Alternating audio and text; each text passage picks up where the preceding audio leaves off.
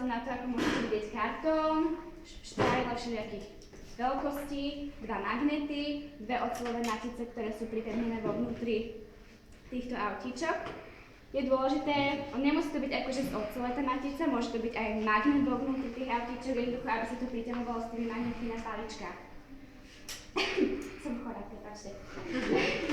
Takže, funguje to tak, že môžem si zvoliť tu 2, ktorí budú ukazovať niečo robiť. Ešte niekto? Či budem zavodiť s tebou, dobre?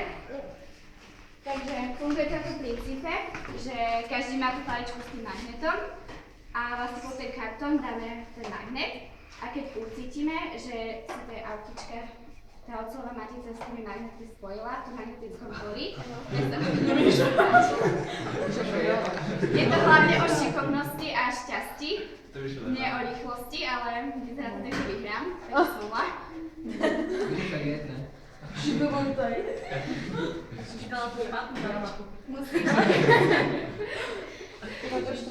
Vidíš, ho videl si z cesty. Teraz som sa...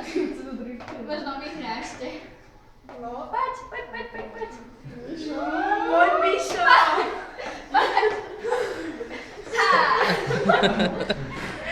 No, a funguje to na tom princípe, že tá magnetická sila, tie siločiary prenikajú cez ten neferromagnetický materiál, čiže kartón, a dostávajú sa vlastne v tej oceľovej matici, kde uzatvárajú ten okruh.